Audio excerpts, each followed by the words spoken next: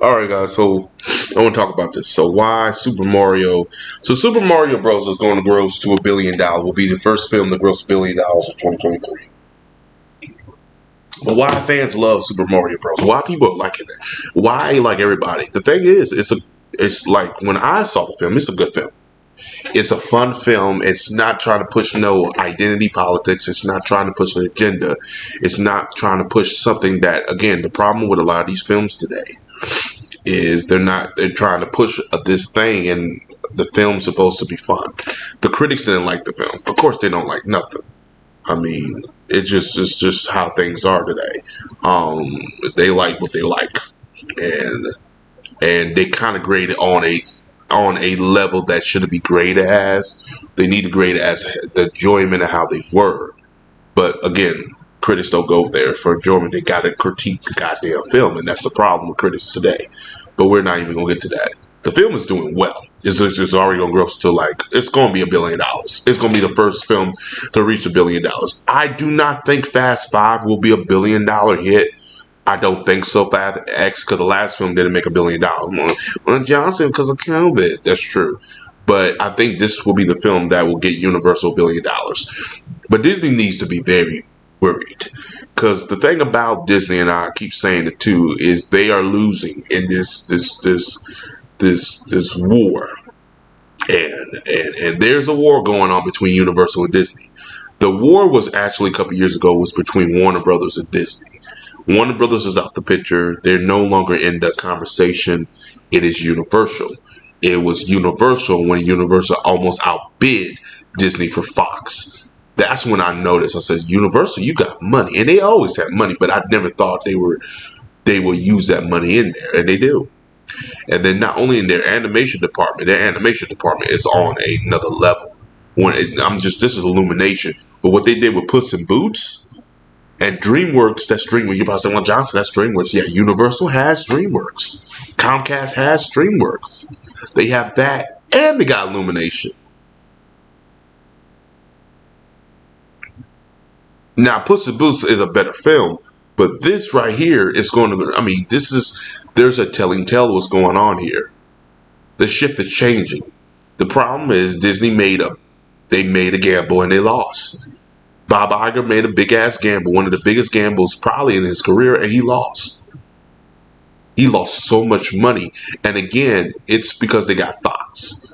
But in his mind, he thought, well, let's just get these streaming wars. Let's get this for the streaming wars. But everybody kept saying, no, let's keep that separate. We can outsource this to make money. No, let's put it all in house. And here we are. Now, majority of their special effects, their money is not even going to their special effects and all that stuff. But Super Mario Bros. Let's back to this. I'm sorry, I'm going off topic. But this film is fun. It's good. It looks good. And the thing too about Mario's always had a fan base. Every year, you can always. People ask me all the time, "Well, Johnson, Mario didn't have a fan base." It did. If you look at the sales, they had a fan base. Pokemon is that hidden gem. Now, I don't know if Universal got Pokemon yet, but the reason that Detective Pikachu didn't do well because it wasn't a Pokemon damn film. It was a goddamn film about Detective Pikachu. Now, the way the Pokemon looked in there was fucking fantastic. But we weren't dealing with Pokemon. We were dealing with a detective. Nobody cared about Detective. Everybody wanted to film a Pokemon. Pokemon Go came out like a year, 2 years prior to that, and they didn't give us some type of film similar to a Pokemon Go. And that's just money Warner Brothers lost on that game. Gambled. But this right here, was it Warner Brothers or Universal? Hold on, guys. I want to check something out. Because if it was Universal, then they lost that money too. Let's see here. Detective Pikachu.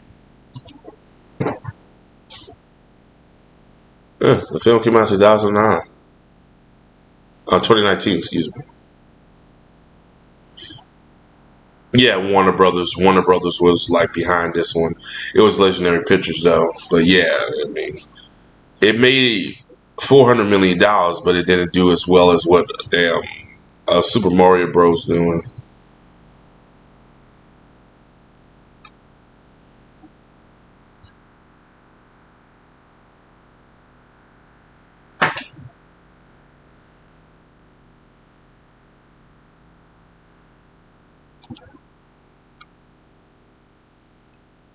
Mm-mm-mm.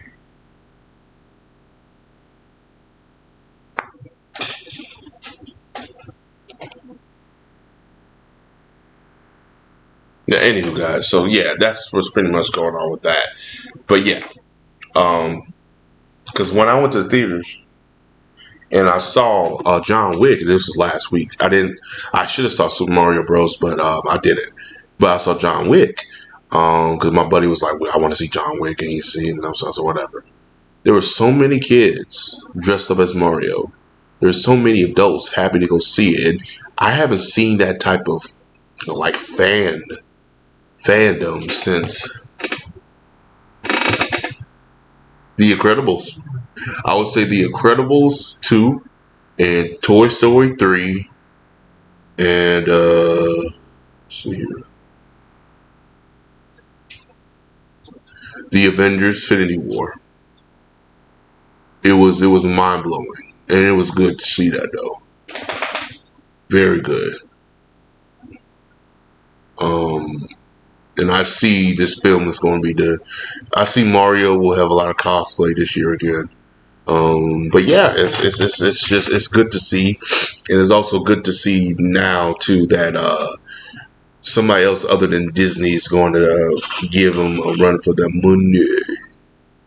So yeah, but yeah, that's all I got to say on that. I don't want to be on here too much longer with it, but yeah, this is why people love the Super Mario Bros. Films, and that's what I think because it's going to gross to $1 billion, and then the sequel will be green lighted.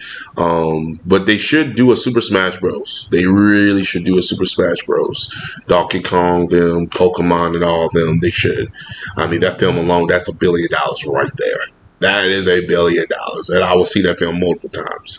So, and I think we're in the new age of renaissance of video games now.